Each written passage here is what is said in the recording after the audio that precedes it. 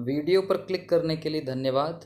जैसा कि आप स्क्रीन पर पढ़ रहे हैं, आर्मी का new model paper 2021 GK, science, maths, reasoning video first सरल भाषा में हल सहित। और सबसे इम्पोर्टेंट बात, ये जो 50 प्रश्न रहेंगे इस वीडियो के, उन 50 प्रश्नों में आप अपनी तैयारी स्वयं जांच सकेंगे। आपको हर क्वेश्चन के बाद निश्चित समय दिया जाएगा जिसमें आपको सही आंसर देना है, और 50 क्वेश्चनों में से कितने सही होते हैं ये कमेंट के आधार पर आपको बता दिया जाएगा। तो ये वीडियो भी है और आपका एक टेस्ट भी। तो आप सभी को अपने आज के इस टेस्ट के लिए बेस्ट ऑफ लक। शुरू करते हैं आज का यह video number 1। Section A GK 1 से लेकर 15, यानी कि आपका यह जो वीडियो है बिल्कुल इस प्रकार से तैयार किया गया है जैसे आपका पेपर आता है। सेक्शन वाइज आप स्कोर चेक कर सकते हैं। बस आपको हर क्वेश्चन का राइट आंसर कमेंट करना है। मैं हर क्वेश्चन को दोनों लैंग्वेज में पढ़कर आपको समय दूंगा आंसर सही बताने के लिए। तो चलिए शुरू करते हैं। पहला question, when is Ambedkar Jayanti celebrated? Ambedkar Jayanti कब मनाई जाती है? आपका समय शुरू होता है अब।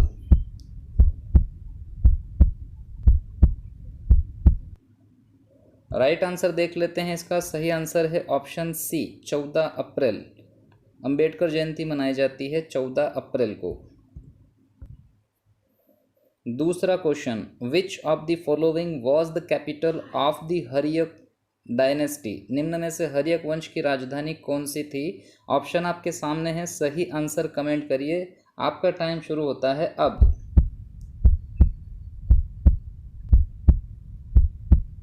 देखते हैं सही आंसर क्या है। इसका सही आंसर है ऑप्शन डी, राजगृह। तीसरा question, which international line is between Russia and Finland? रूस और फिनलैंड के बीच कौन सी अंतर्राष्ट्रीय रेखा है? 4 ऑप्शन में से जो राइट आंसर है कमेंट करिए। आपका टाइम शुरू होता है अब।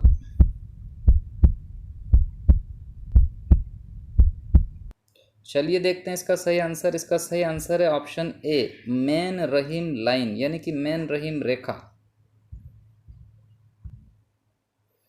चौथा question, when did slavery end by Akbar? Akbar द्वारा दास प्रथा का अंत कब किया गया? Your time starts now.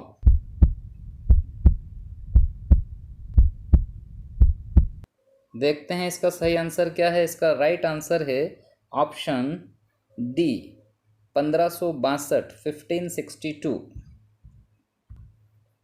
Question number 5, who among the following was the founder of Garhwal dynasty? निम्न में से कौन गढ़वाल वंश का संस्थापक था? ऑप्शन के अनुसार राइट आंसर कमेंट करें। Your time starts now.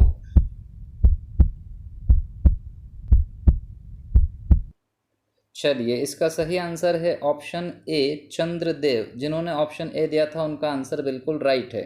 अपना आंसर भी देखिएगा कि सही है या गलत, लास्ट में आपका स्कोर चेक हो जाएगा।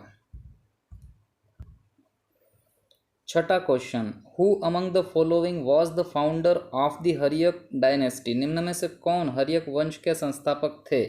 आपका समय शुरू होता है अब।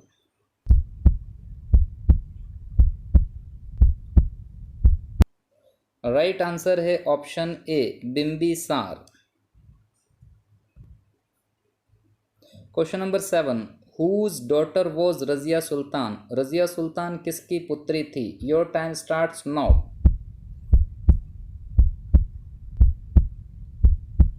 राइट आंसर है ऑप्शन डी, इल्तुतमिश की पुत्री थी Razia Sultan. Question number 8, there will be a governor for each state, in which article is it described? प्रत्येक राज्य के लिए एक राज्यपाल होगा, यह किस अनुच्छेद में वर्णित है? ऑप्शन आपके सामने है और समय शुरू होता है अब।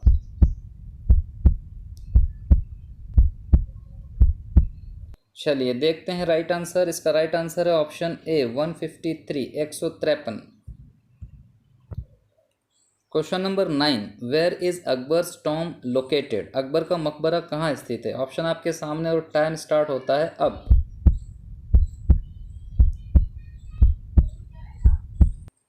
आपका राइट आंसर है ऑप्शन सी, सिकंदरा। सिकंदरा में है अकबर का मकबरा। Question number 10, what is the financial capital of India? Bharat की वित्तीय राजधानी क्या है? Your time starts now.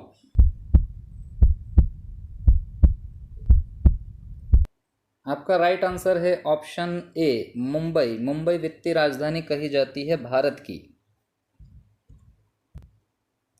Question number 11, where in India is the Eden Garden stadium related to sports cricket. खेल क्रिकेट से संबंधित ईडन गार्डन स्टेडियम भारत में कहाँ स्थित है? Time starts now.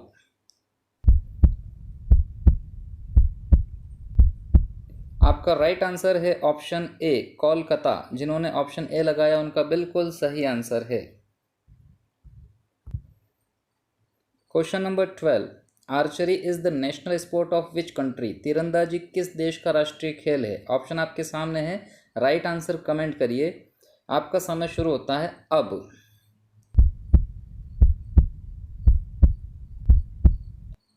इसका राइट आंसर है ऑप्शन डी भूटान। तीरंदाजी भूटान का राष्ट्रीय खेल है। Question number 13, who is the author of the book the brief history of time. The brief history of time के लेखक कौन है?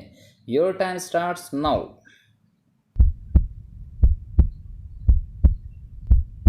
आपका राइट आंसर है option B Stephen Hawking. 14 number question, Ghoomar is the famous folk dance of which state. Ghoomar किस राज्य का प्रसिद्ध लोक नृत्य है? यह आप सबको ध्यान होगा। Your time starts now.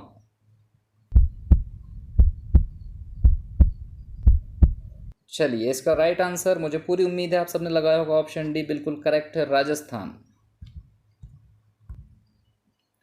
Question number 15, when was the Nobel prize for synthesis of artificial genes awarded to Hargobind Khorana. Hargobind Khorana को कृत्रिम जीन के संश्लेषण के लिए नोबेल पुरस्कार कब प्रदान किया गया? राइट आंसर कमेंट करिए। ऑप्शन आपके सामने है। Your time starts now. आपका सही आंसर है ऑप्शन ए 1968, 1968। अब हम आ गए हैं सेक्शन बी पर, जिसमें हम साइंस के क्वेश्चन डिस्कस करेंगे। Question number 16 to question number 30। इसमें क्वेश्चन नंबर 16 है, साउंड वेव्स आर। ध्वनि तरंगे होती है। सही आंसर कमेंट करिए। Your time starts now. सही आंसर है ऑप्शन बी। इसको हम इंग्लिश में कहते हैं लॉन्गिट्यूडिशनल, यानी कि अनुदैर्ध्य तरंगे।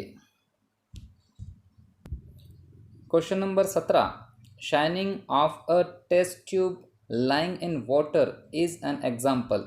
जल में पड़ी परख नली का चमकना उदाहरण है। राइट आंसर को कमेंट करें। आपका टाइम शुरू होता है अब।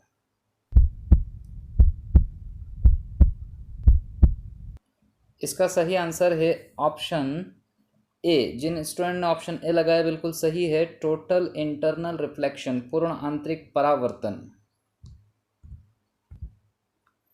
Question number 18, which of the following is Newton's law when the boat jumps back to the shore. नाव के किनारे है, यहाँ पर ये किनार छप गया है, आपको इसको किनारे पढ़ना है। किनारे पर कूदने पर नाव का पीछे की ओर हट जाना न्यूटन का कौन सा नियम है? आपका समय शुरू होता है अब।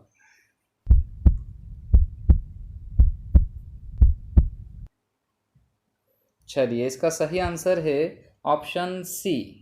न्यूटन का तीसरा नियम कहा जाता है, third law. Question number 19, by which method the atmosphere is heated. वायुमंडल किस विधि के द्वारा गर्म होता है? सही आंसर को कमेंट करें। समय शुरू होता है आपका अब। आपका सही आंसर है ऑप्शन बी, जिसको अंग्रेजी में कहते हैं कन्वेक्शन और हिंदी में कहते हैं संवहन के द्वारा वायुमंडल गर्म होता है। Question number 20, what is the SI unit of energy. ऊर्जा का एसआई मात्रक क्या है? आपका समय शुरू होता है अब। चलिए, इसका राइट आंसर है ऑप्शन डी जूल। ऊर्जा का एसआई मात्रक है joule. Question number 21, what is the method of conversion of liquid to gas. द्रव से गैस में परिवर्तन की विधि क्या कहलाती है? आपका समय शुरू होता है अब। आपका राइट आंसर है इवेपोरेशन। ऑप्शन बी में लिखा है वाष्पन, जिसको हम हिंदी में कहते हैं कि द्रव से गैस में परिवर्तन की विधि वाष्पन कहलाती है, इवेपोरेशन कहलाती है। बढ़ते हैं अगले क्वेश्चन पर। 22 what is the SI unit of time. समय का एसआई मात्रक क्या है? राइट आंसर कमेंट करें। आपका समय शुरू होता है अब।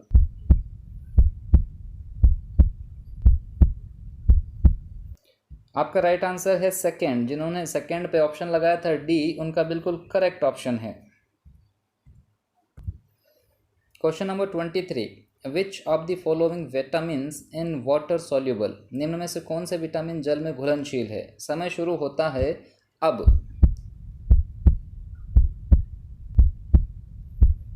आपका राइट आंसर है दोनों विटामिन बी और सी दोनों ही जल में घुलनशील हैं, ऑप्शन सी।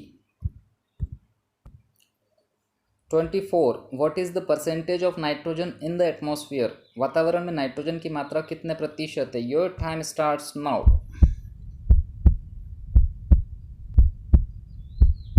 आपका राइट आंसर है ऑप्शन सी 78%। जिन्होंने सी ऑप्शन क्लियर किया था वो बिल्कुल ही सही आंसर है उनका। ऑप्शन नंबर सी आपका करेक्ट है। 25 विच acid is found in Apple. सेब में कौन सा अम्ल पाया जाता है? Your time starts now.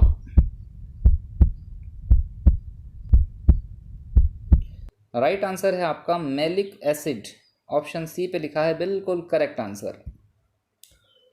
26 what is often the capacity of a convex lens. उत्तल लेंस की क्षमता प्रायः होती है। राइट आंसर आपको कमेंट करना है। Your time starts now.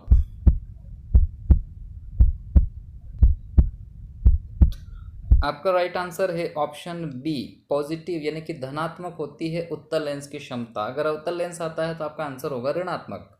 फिलहाल आपका आंसर था option B. 27 which of the following is the best conductor of electricity. निम्न में से क्या विद्युत का सबसे अच्छा चालक होता है? ऑप्शन आपके सामने है। राइट आंसर कमेंट करें। आपका समय शुरू होता है अब।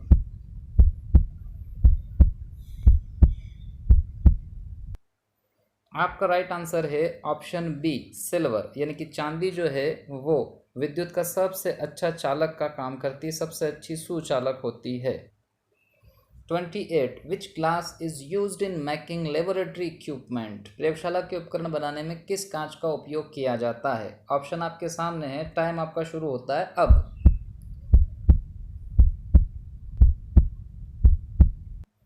आपका राइट आंसर है ऑप्शन सी पायरेक्स ग्लास, यानी कि पायरेक्स कांच। 29 what is the smallest functional and creative unit of life. जीवन की सबसे छोटी कार्यात्मक एवं रचनात्मक इकाई क्या है? Your time starts now.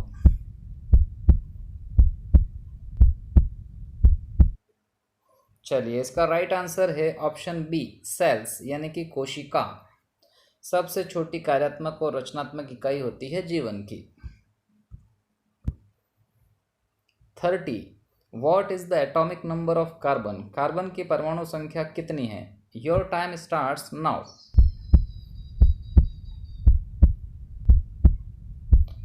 आपका राइट आंसर है ऑप्शन ए, जिसमें लिखा है 6। कार्बन के परमाणु 6 होते हैं। जिन्होंने भी ऑप्शन ए लगाया था उनका आंसर बिल्कुल सही है। बढ़ते हैं अगले क्वेश्चन पर। अब है सेक्शन सी मैथ्स 31 to 45।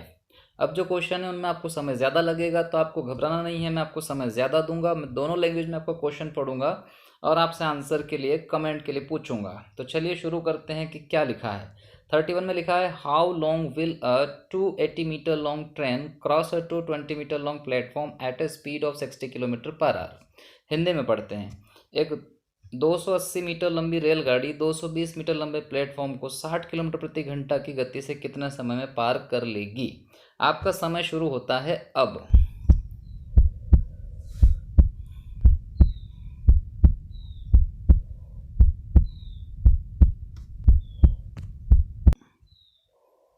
चलिए, उम्मीद है आपने इसका आंसर निकाल लिया होगा। अब इसका राइट आंसर देख लेते हैं, फिर हम इसको सॉल्व करके भी देखेंगे इसका राइट आंसर आखिर सॉल्व कैसे हुआ होगा। फिलहाल इसका राइट आंसर जिन स्टूडेंट ने लगाया ऑप्शन बी, उनका बिल्कुल करेक्ट है 30 सेकेंड। देखिए इसको सॉल्व किया होगा आपने तो कैसे, एक सूत्र होता है आपके लिए, चाल बराबर दूरी बटा समय। आपको बस उस फॉर्मूले में वैल्यू पुट करनी है और आपका आंसर आ जाएगा। मैं आपको समझाने के लहजे से लिख रहा हूँ, चाल बराबर दूरी बटा समय। आपको इसमें चाल जो मिली है वो बस पुट कर दीजिए चाल की जगह। तो 60 आपको मिला था इसमें, बराबर दूरी आपको दोनों जोड़ना है, 280 और 220, इनको जोड़ेंगे तो 280 बीस 300 और 200 500 हो जाएगा। और समय फाइंड करना है जो आपको इसी एक लाइन में आंसर मिल जाएगा। बस आपको इस तरफ करने हैं 18/5। अगर आप 60 के गुणित में करेंगे तो 5/18 होगा, ये आप सभी जानते हैं। बस इसको काट दीजिए, 0 से 0 कैंसिल, 6 के पहाड़े से 6 तिया 18। ये समय जो आपको फाइंड करना था बराबर के इधर जाके आपको बता रहा है कि 5 से अच्छा इसको भी आप काट सकते हैं 10 बार, 10 तिया 30 आपका आंसर है, यानी कि हमारा ऑप्शन बी बिल्कुल करेक्ट था। Question number 32. The lengths of the two diagonals of a rhombus are 8 cm and 6 cm. So what will be its area? एक समचतुर्भुज के दोनों विकर्णों की लंबाई 8 सेंटीमीटर तथा 6 सेंटीमीटर है, तो इसका क्षेत्रफल क्या होगा? आपका समय शुरू होता है अब।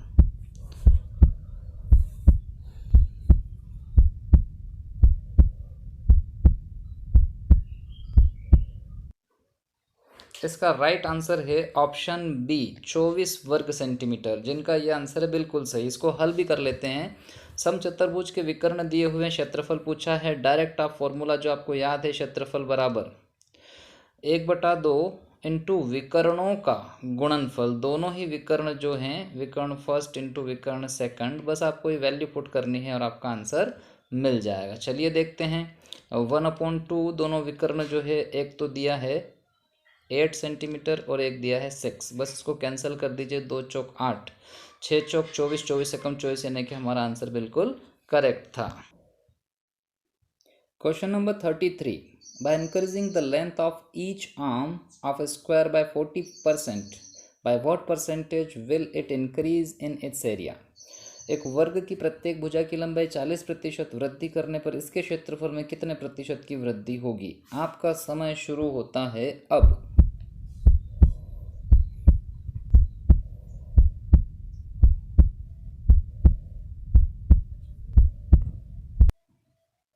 चलिए इसका राइट आंसर है ऑप्शन ए। जिन बच्चों ने 96% पर क्लिक किया है उन्होंने बिल्कुल सही आंसर बताया। अब इसको हम हल करके देख लेते हैं कैसे। देखिए एक सिंपल सी विधि तो आप जैसे परसेंटेज के सवाल में सीखते हैं कि किसी भी चीज़ को 100 मान लीजिए, और चूंकि यहाँ वर्ग की भुजा दी है और हमें क्षेत्रफल की बात बतानी है। क्षेत्रफल होता है भुजा की घात 2। घात 2 का मतलब है 40%। 2 बार हमको लिखना पड़ेगा। कैसे?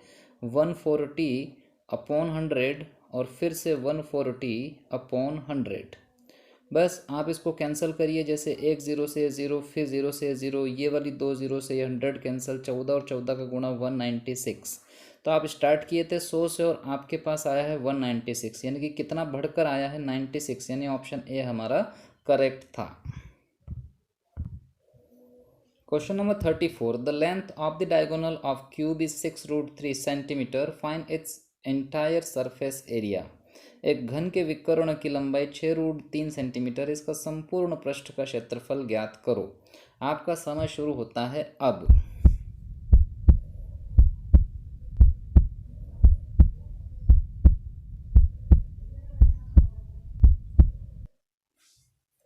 चलिए आपका राइट आंसर है ऑप्शन ए। चलिए अब इसको सॉल्व करके देखते हैं। सबसे पहली बात, घन का विकर्ण दिया है और घन के विकर्ण का जो क्षेत्रफल, जो सूत्र होता है, विकर्ण बराबर होता है a√3। ए का मतलब भुजा। तो विकर्ण आपको मिला था, नीचे हम लिख देंगे विकर्ण के 6√3 मिला था। ए ऐसा कैसा, √3 ऐसा कैसा, √3 से √3 कैंसिल हो जाता है, तो ये जो ए यानी कि भुजा है वो 6 मिल गया। ये जो ए का मान मिला है, अब हम इससे संपूर्ण पृष्ठ का सूत्र लगाएंगे, वो होता है 6a²। बस वैल्यू पुट करनी है। सूत्र का 6 वैसा का वैसा, a² मतलब 6 का स्क्वायर 36 होता है, और 36 × 216, यानी कि हमारा आंसर ए बिल्कुल सही है। Question number 35. The speed of a car is 10 metre per second. Change its speed in kilometre per hour. चलिए इसको हिंदी में पढ़ लेते हैं। हिंदी में लिखा है, एक कार की चाल 10 मीटर प्रति सेकेंड है, इसकी चाल को किलोमीटर प्रति घंटा में बदलिए। आपका समय शुरू होता है अब।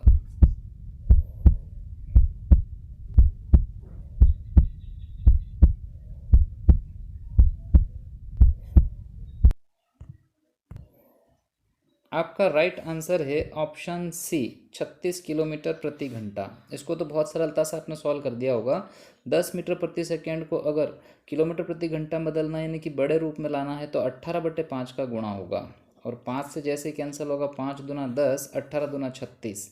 हाँ, अगर आपसे कह दिया जाए कि 36 किलोमीटर प्रति घंटा को मीटर पर सेकंड बदलो तो वैसी स्थिति में आप गुणा लगाएंगे 5/18 का, यानी कि छोटा बनाने के लिए 5 से गुणा, ये छोटा है, और बड़ा बनाने के लिए 18 से गुणा। ये तो पूछा नहीं था, फिलहाल आपसे यही पूछा था, तो आपका आंसर जो है 18 दूना 36 बिल्कुल करेक्ट है। Question number 36। Ram's age is 3 times to the age of Shyam. If the sum of the ages of both is 20 years, then find the age of Ram. Ram की आयु श्याम की आयु से 3 गुना है। यदि दोनों की आयु का योग 20 वर्ष हो तो राम की आयु ज्ञात कीजिए। आपका समय शुरू होता है अब।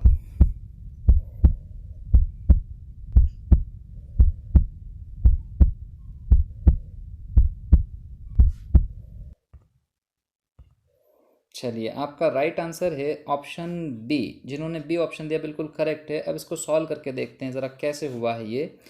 इसमें दिया था राम, हम आर लिख देते हैं, इधर श्याम, इसके लिए हम एस लिख देते हैं। इनकी योग में 3 गुना मतलब 3:1 का रेशो है। फिर इन्होंने बोल दिया था कि इन दोनों की जो एज है उसका जो सम दिया था, जो प्लस दिया था आपको, वो सम, वो जोड़, वो प्लस आपको दिया था 20 वर्ष। अब ये दोनों ही वर्तमान की घटनाएं थी तो कुछ भी लेवल मिलाना नहीं पड़ेगा हमको, केवल हमको टोटल बटा टोटल लगाना है। तो 20 के नीचे इनको टोटल करिएगा, 3 और 1 4, तो वैल्यू यही प्राप्त हो जाएगी आपको 5। इस वैल्यू से राम की एज पूछी इसलिए राम में गुणा डाल देंगे हम लोग, तो 5 तिया 15, यानी कि हमारा आंसर बी जो था बिल्कुल करेक्ट था। Question number 37। If the area of an equilateral triangle is 900√3 square centimeter, find the side. एक समबाहु त्रिभुज का क्षेत्रफल 900√3 वर्ग सेंटीमीटर है, तो भुजा ज्ञात कीजिए। आपका समय शुरू होता है अब।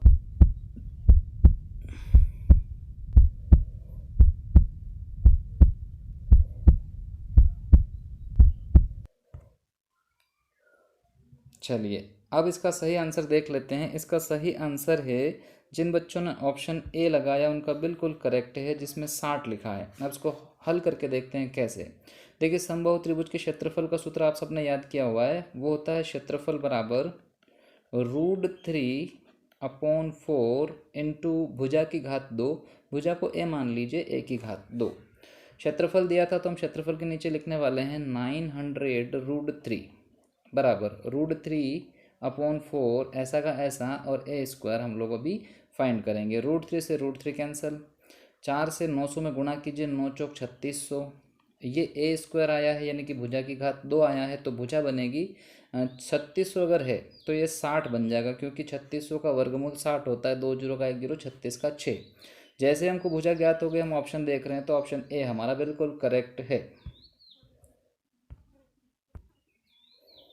Question number 38. At what time will simple interest be ₹54 at the rate of 2% per annum on ₹900 money? 900 रुपये की धनराशि पर 2% वार्षिक ब्याज की दर से कितने समय में साधारण ब्याज 54 रुपये होगा? आपका समय शुरू होता है अब।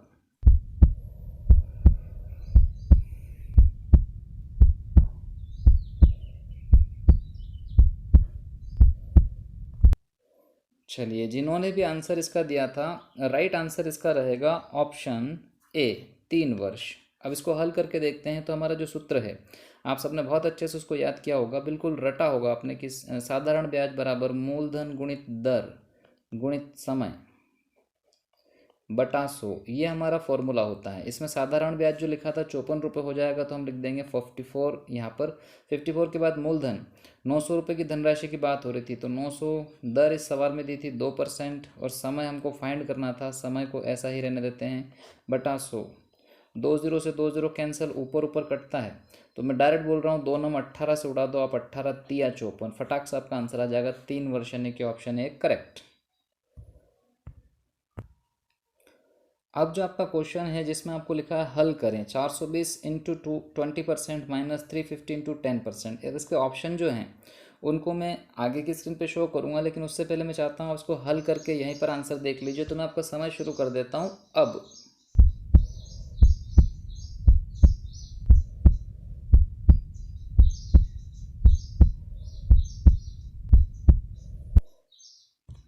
चलिए, आपका समय समाप्त हुआ। अब हम इसका आंसर देख लेते हैं। इस सॉल्यूशन में आपने हल किया होगा तो आपका आंसर आया होगा ऑप्शन डी करेक्ट है। कैसे, इसको हम लोग चेक करते हैं। देखिए, जैसा कि हमने ऑप्शन डी क्यों लगाया, इसमें आप सवाल में देख रहे थे 420 इंटू 20% माइनस 350 इंटू 10%।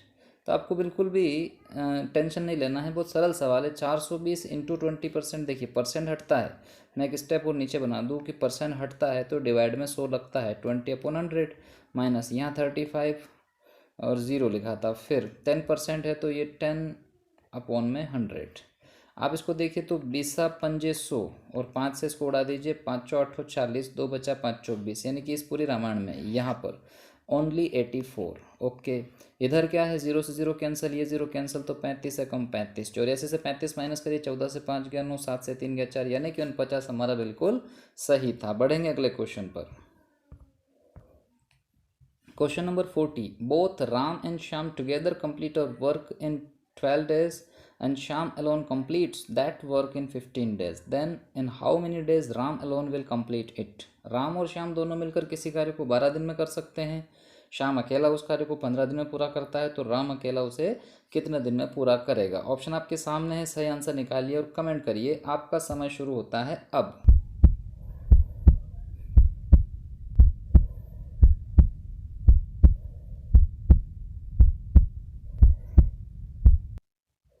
चलिए देखते हैं आपका सही आंसर क्या है। आपका सही आंसर है ऑप्शन बी, और इसको सॉल्व कर देते हैं। राम और श्याम दोनों मिलकर लिखा है तो आर प्लस एस लिख देते हैं। राम और श्याम दोनों मिलकर काम करते हैं 12 दिन में। फिर लिखा है श्याम अकेला उस कार्य को करता है 15 दिन में। इनका एलसीएम आएगा 60। हम 12 से इसको कैंसिल करेंगे, 12×5 = 60, इधर कैंसिल होगा तो 15 से 15 चौक 60। इस 5 में कौन कौन है? राम भी है और श्याम भी। राम कितना है हम नहीं जानते, लेकिन श्याम कितना है ये हम नीचे स्पीड देख सकते हैं। श्याम के लिए 4 है, तो इसका जाहिर सी बात है कि इसके लिए 1 आएगा, क्योंकि श्याम अगर 4 बताया जा रहा है तो राम 1 होगा, तभी तो 1 और 4 मिलके 5 हो रहा है। ये जो राम 1 बताया जा रहा है, बस इस 1 को ला करके आप अपने लघुत्तम के, अपने एलसीएम के बट्टे में डाल दीजिए, क्योंकि ये लघुत्तम आपका कार्य है। तो 60/1 यानी कि कितना आएगा? 60। तो ऑप्शन हमारा बिल्कुल करेक्ट था, जो कि बी पे लिखा है 60 days। तो हमारा आंसर हो गया राइट। बढ़ेंगे अगले क्वेश्चन पर। Question number 41, find the speed of the train if a 450 metre long train crosses the 150 metre long platform in 60 seconds। एक 450 मीटर लंबी रेलगाड़ी 150 मीटर लंबे प्लेटफॉर्म को 60 सेकंड में पार करती है, तो रेलगाड़ी की गति ज्ञात करिए। आपका समय शुरू होता है अब।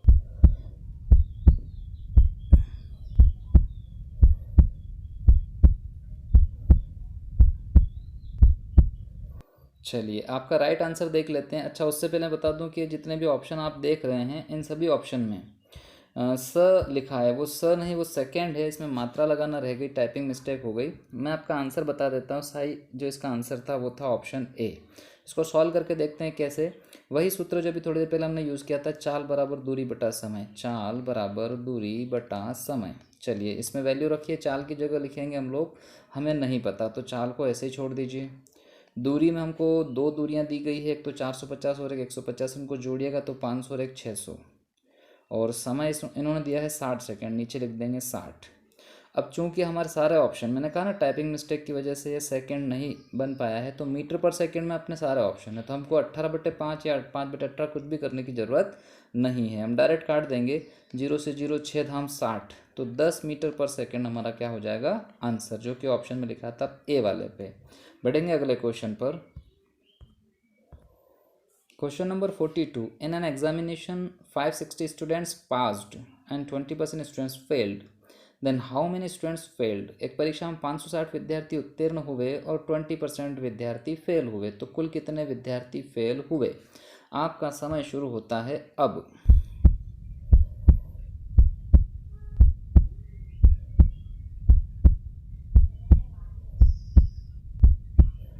चलिए, आपका राइट आंसर है ऑप्शन डी। जिन्होंने ऑप्शन डी लगाया बिल्कुल करेक्ट। वो कैसे हुआ होगा, देखिए 560 विद्यार्थी उत्तीर्ण है, यानी कि 560 तो पास है, पास्ड, और 20% फेल है।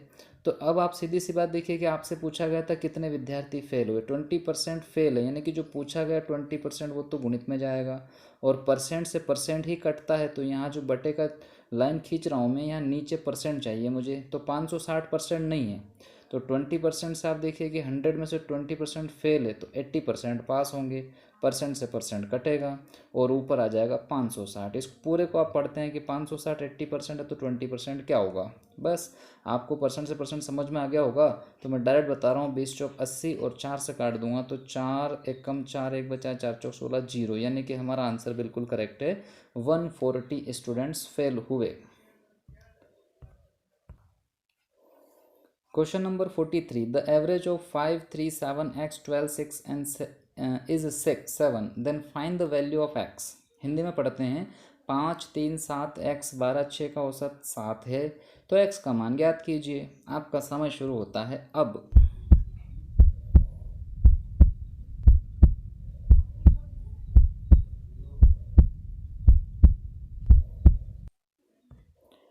चलिए, आपका राइट आंसर है इस क्वेश्चन का ऑप्शन ए 9।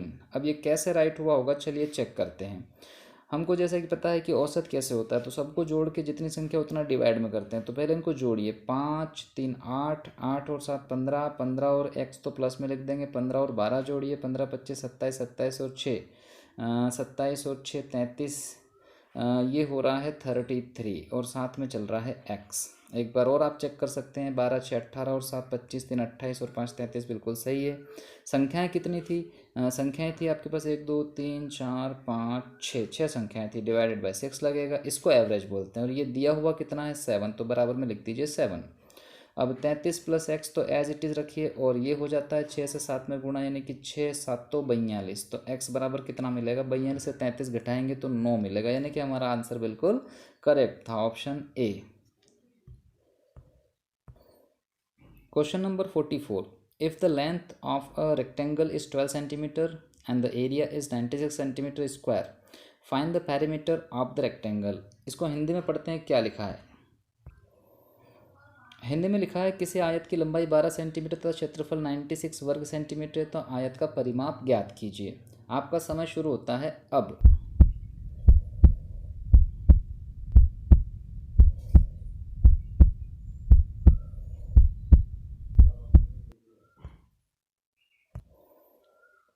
आपका राइट आंसर है ऑप्शन ए 40 सेंटीमीटर। देखते हैं कैसे हुआ होगा। तो देखिए, आयत की लंबाई दी थी 12 और क्षेत्रफल 96, तो हम लोग क्या करेंगे कि डायरेक्ट आयत का क्षेत्रफल होता है लंबाई गुणित चौड़ाई। अब चूंकि क्षेत्रफल इन्होंने दिया है, तो क्षेत्रफल के नीचे लिख देंगे हम 96 बराबर लेंथ इन्होंने 12 सेंटीमीटर बताई है, तो लेंथ 12 हो गई, लंबाई 12 हो गई, चौड़ाई हम अभी फाइंड कर लेते हैं। 12 8 ही 96, यानी कि चौड़ाई आ रही है 8। हमको तो फाइंड करना है फाइनली इसका परिमाप। तो परिमाप का सूत्र होता है 2 लंबाई प्लस चौड़ाई। अब लंबाई प्लस चौड़ाई लिखते ही उत्तर आने वाला है, तो ये सूत्र में हम वैल्यू पुट करेंगे 2, लंबाई की जगह रहेगा इसमें दिया हुआ था 12, और चौड़ाई भी ज्ञात की 8, 12 8 20, 20 दूना 40, यानी कि ऑप्शन बिल्कुल करेक्ट था। Question number 45. If the circumference of a circle is 132 centimetre, find the radius. एक वृत्त की परिधि 132 सेंटीमीटर, तो त्रिज्या ज्ञात करें। अब हमको इसे सॉल्व करने के लिए समय दिया जा रहा है अब।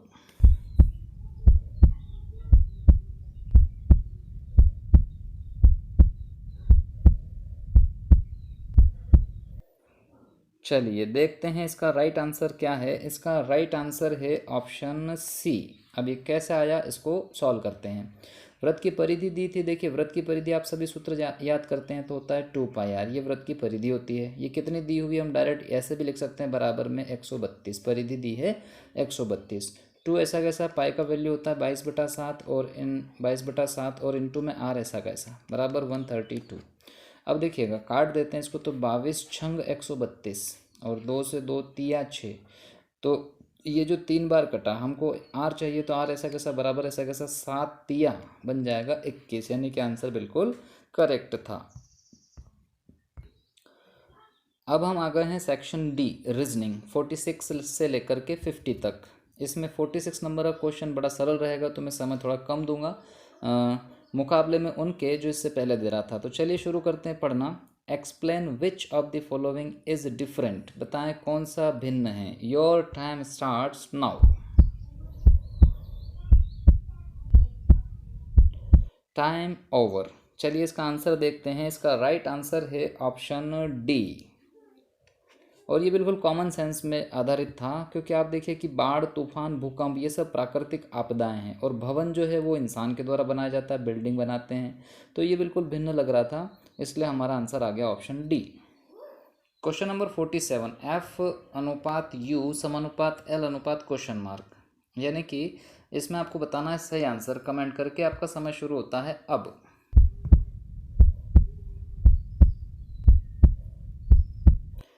चलिए इसका राइट आंसर है ऑप्शन ए। जिन स्टूडेंट ने ऑप्शन दिया है बिल्कुल सही उनका कमेंट है। तो चलिए देखते हैं कैसे। एफ का उल्टा होता है यू, तो उसी प्रकार एल का उल्टा होना चाहिए क्या, ओ। तो ये आपका राइट आंसर हो गया। यहाँ अपोजिट का लॉजिक लग रहा था।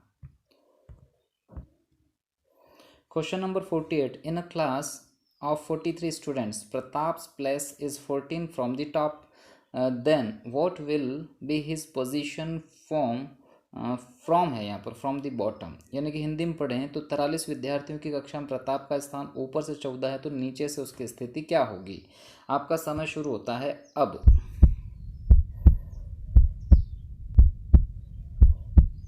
चलिए समय सीमा समाप्त। ये बहुत सरल क्वेश्चन है। 43 स्टूडेंट हैं आपके पास, और आपको बताना है राइट आंसर। पहले इसका सही आंसर बता दूं ताकि जिनका कमेंट आया है वो देख लें कि उनका सही आंसर क्या था। 48 नंबर के क्वेश्चन का राइट आंसर है ए। जिन स्टूडेंट ने ए ऑप्शन लगाया उनका बिल्कुल करेक्ट है। तो चलिए देखते हैं कैसे। भाई 43 स्टूडेंट है, उन 43 स्टूडेंट में किसी स्टूडेंट का जो टॉप से स्थान आ रहा है वो आ रहा है 14। ऊपर से गिनते गिनते आएंगे तो 14 स्टूडेंट, यानी कि 14 तो यहाँ ख़त्म हो गए। 43 से 14 खत्म हो गए, तो बचे कितने आप घटा के देखिए। 13 से 4 गया मतलब 9, और 3 से 1 गया 2, बचे हैं 29। तो इधर बचे हैं 29। अब यहाँ से इसी सीट पे अगर दोबारा कोई आएगा तो नीचे से 29 से आके इसको बोलेगा 30। अगर ऐसे समझ में नहीं आया हो तो एक फॉर्मूला भी अप्लाई करते हैं बहुत बार। चलिए वो देखते हैं क्या है। वो है टोटल बराबर x plus Y minus 1। Formula तो क्या है, एक लॉजिक है बस, जिसमें टी के नीचे टोटल स्टूडेंट लिख देंगे जो कि दिए थे 43। एक्स के नीचे एक स्थिति लिखना पड़ती है, जैसे ऊपर से दिया इन्होंने 14, प्लस वाई, इसका मतलब दूसरी स्थिति हमको ज्ञात हो जाएगी। ऐसा कैसा, फिर 1 ऐसा कैसा। 14 से 1 गया 13, और इस 13 को जब हम इस 43 से देखेंगे तो ये घटा के 43 से 13 माइनस होके बनेगा कितना, तो 3 से 3 गया 0, 4 से गया 30, यानी कि हमारा आंसर फॉर्मूले से भी कितना मिल रहा है 30। ऑप्शन है correct. Question number 49, identify the incompatible, असंगत पहचानो। अब इसके ऑप्शन को देखते हैं, फिर मैं आपका समय शुरू करूंगा। इन ऑप्शन में से आपको असंगत पहचानना है और राइट आंसर कमेंट करना है। आपका समय शुरू होता है अब।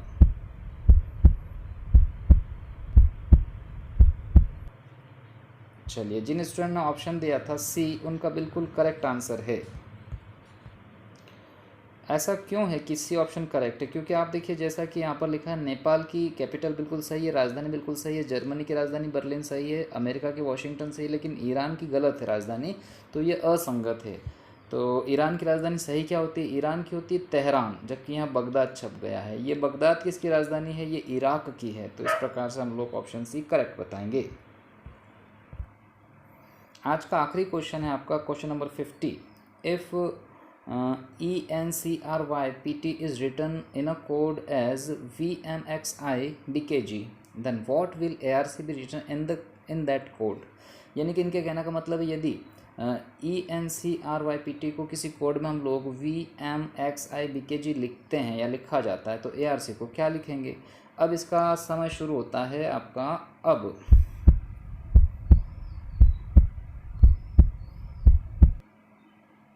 चलिए समय सीमा समाप्त हुई। अब हम लॉजिक पहचानने वाले हैं कि भाई कैसा लॉजिक था, लेकिन मैं आपको आंसर बता दूं। जिन्होंने कमेंट किया था, जिनका भी कमेंट आया ऑप्शन डी, उनका बिल्कुल सही है। ये क्यों सही आया है चलिए चेक करते हैं। भाई सबसे पहली बात तो कि इन्होंने किसको लिखा है, ENCRYPT, इसको क्या लिखा है, VMXI बी से पहले आई है, एक्स के बाद आई लिखा, फिर लिखा है बी और के जी, ऐसा क्या हो रहा है देखते हैं।